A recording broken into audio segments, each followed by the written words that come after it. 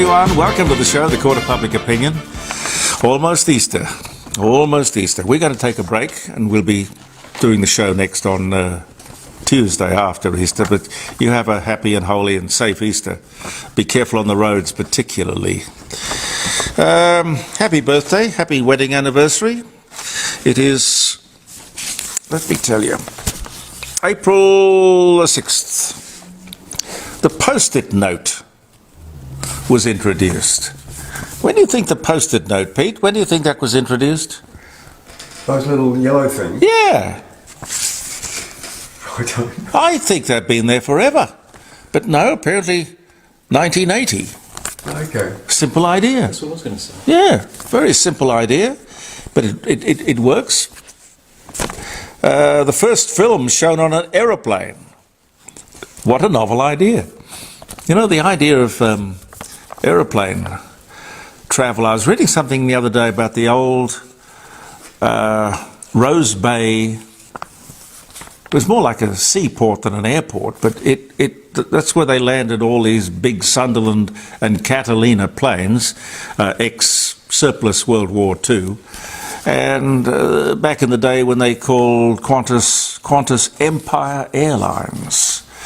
And there was Teal, which was the old Air New Zealand. They flew these magnificent seaplanes into Rose Bay in Sydney, which was probably the first really international airport in the country. And they could take you anywhere in the world. Took a while because you had to stop here and stop there and stop the other place, and very expensive. But you know, it was like travelling in a first-class hotel room. Amazing. And they served you food and all kinds of things, and maybe they even showed you a movie. I don't know. But the first movie here, it says 1925 on a British Airways plane. 1772, Catherine the Great, Empress of Russia, ends the tax on men with beards. Pete? You've just got tax relief. Oh dear. It was enacted by Tsar Peter the Great in 1898, and Catherine the Great ends it. You know, what's the old saying about if you want less of it, you tax it. If you want more of it, you subsidise it. Dear oh dear. Teflon was invented by Roy J. Plunkett. Never heard of him. 1938. Teflon. Teflon. Hudson Fysh, speaking of Qantas Empire Airways, great Australian aviator, businessman, co-founder of Qantas, dies at 79. The year was 1974.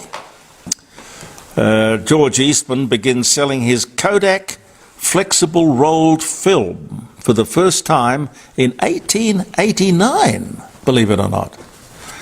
1889. Richard the Lionheart, King of England, dies of his wounds. He was only 41. Richard the Lionheart, 1199. Greer Garson, British actress, Goodbye Mr. Chips, Mrs. Miniver, dies at the age of 92. I was trying to think of the name of the actor that she loved. They worked together so beautifully. It's hard to imagine they weren't lovers in real life. Who was that? Were so many leading men, as they called them in those days. I think it was Walter Pidgeon. I think I'm right. Walter Pidgeon and Greer Garson.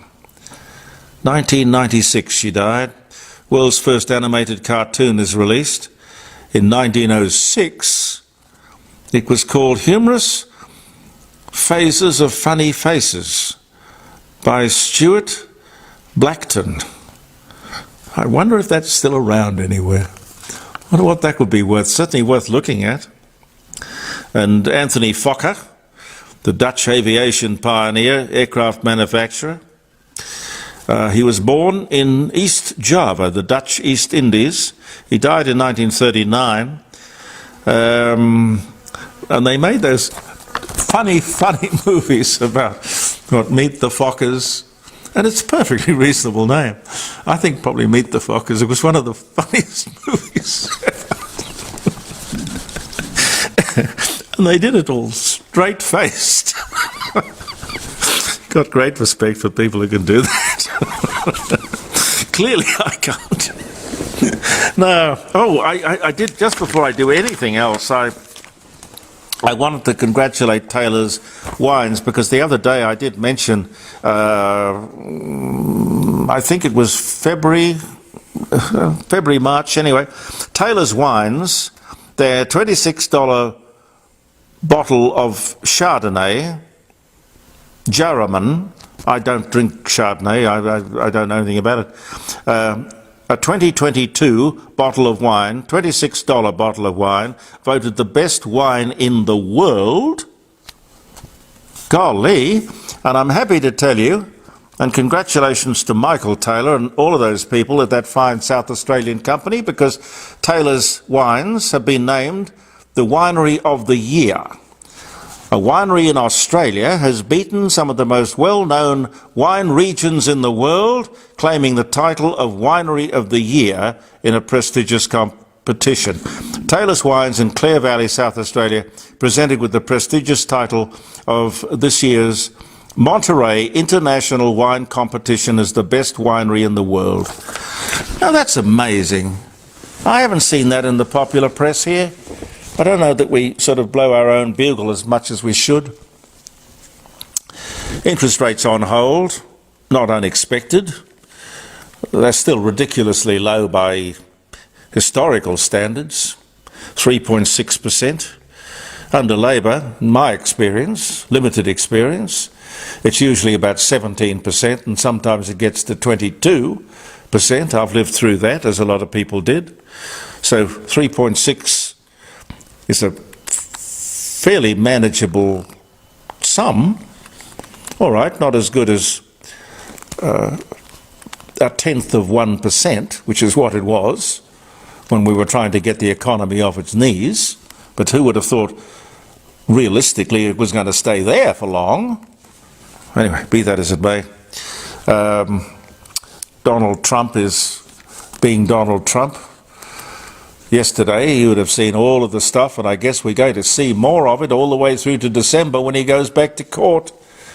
What was it, 32 indictments, not guilty pleas and all the rest of it, and it's all a conspiracy. And look, he could be right, but politics is a dirty business.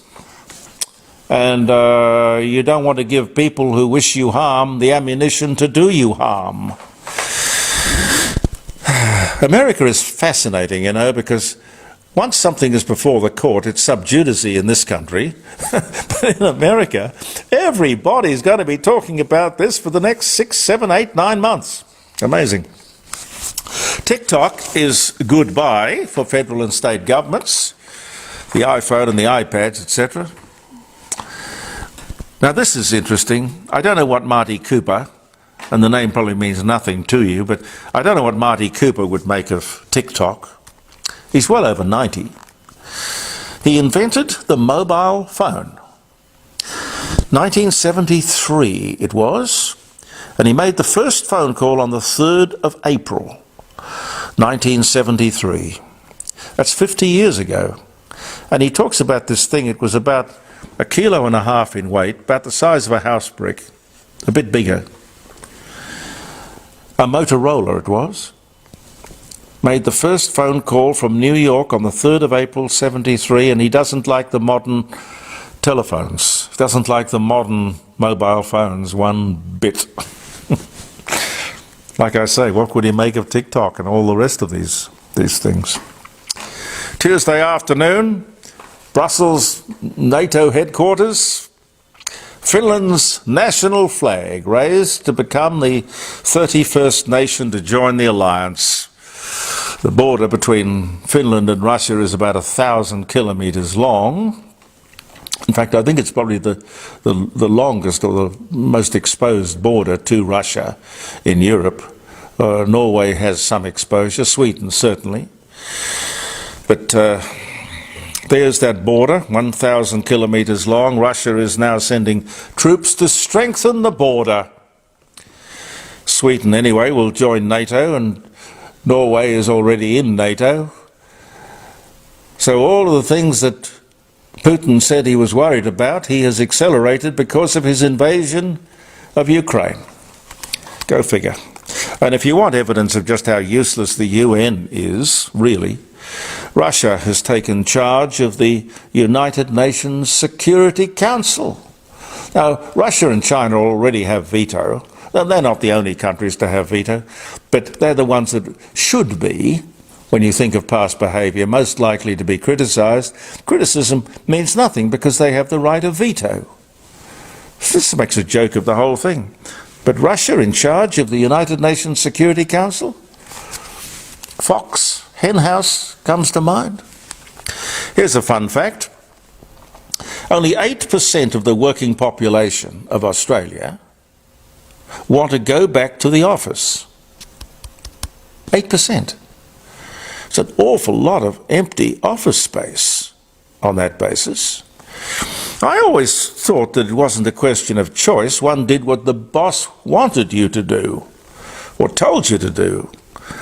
The other thing we've got to consider is that most of these huge office buildings are owned by superannuation funds. Many of them, you know,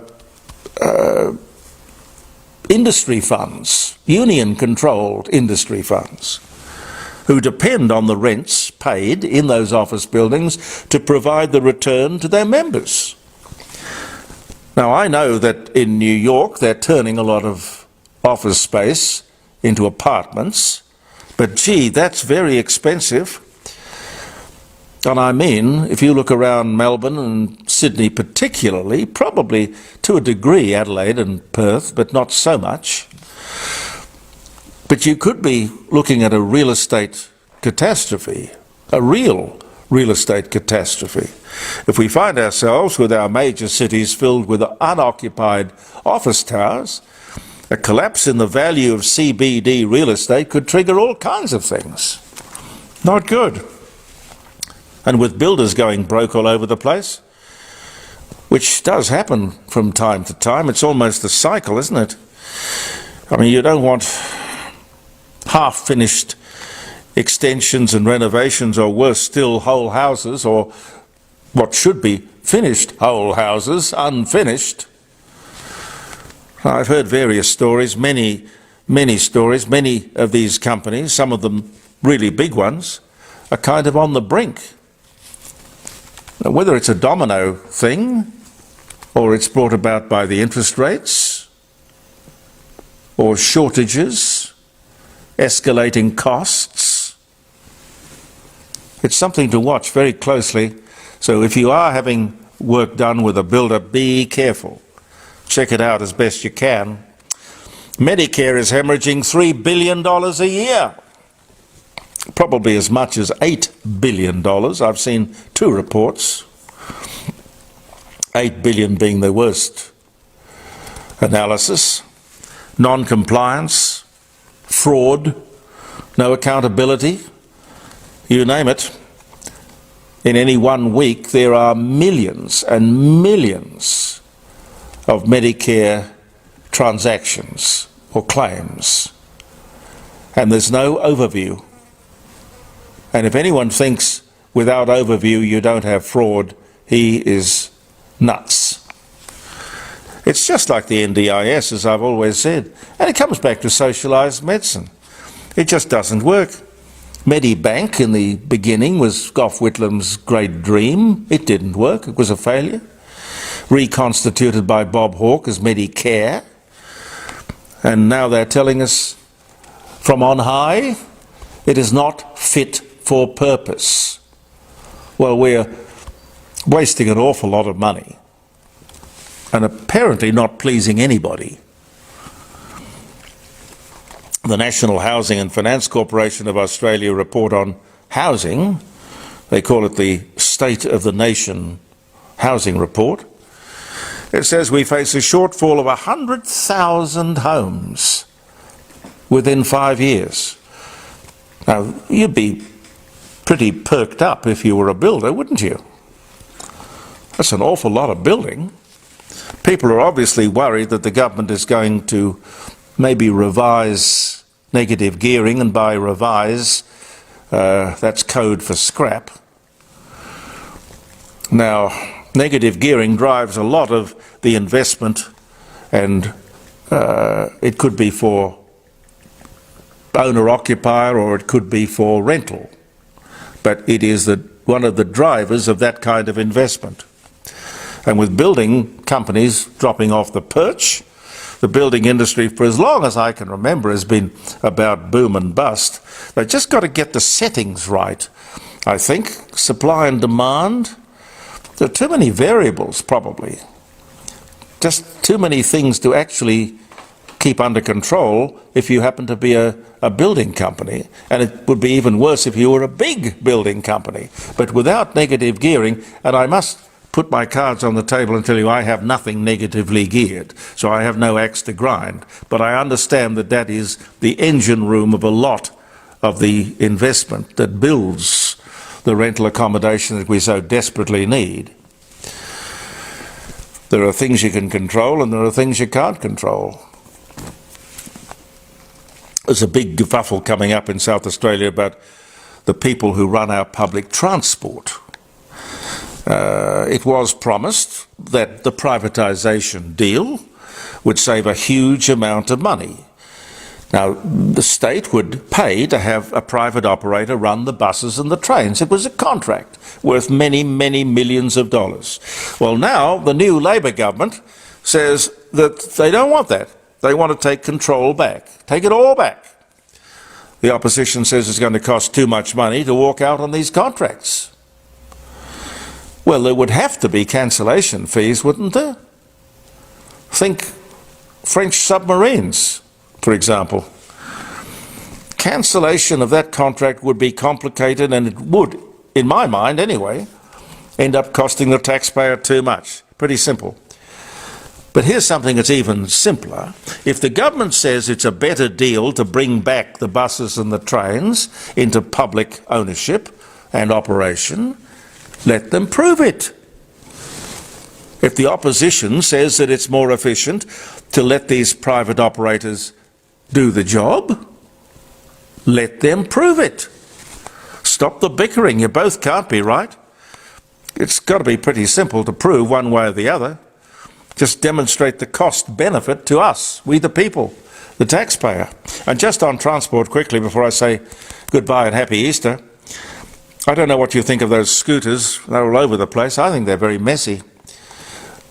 A vexed question in Melbourne, as they are, I think, in pretty much most cities. They've kicked the can down the road in Melbourne and they've said, oh, we'll have another trial. We'll extend the trial, ladies and gentlemen. Well, while they're extending the trial in Europe, it's an interesting thing to look at. 90% of the people in Paris, for example, 90%, they say, get rid of them. And you can bet every other city in Europe would probably be saying the same sort of thing. 90% of the people want them banned off the pavement and off the road. And here in Adelaide, of course, we are dithering. Have a safe and wonderful Easter, ladies and gentlemen, and thank you very much for being with us in the Court of Public Opinion. I'm Jeremy Cordeaux, and Peter Clayton and I will be back Tuesday. Bye for now. Believe in yourself.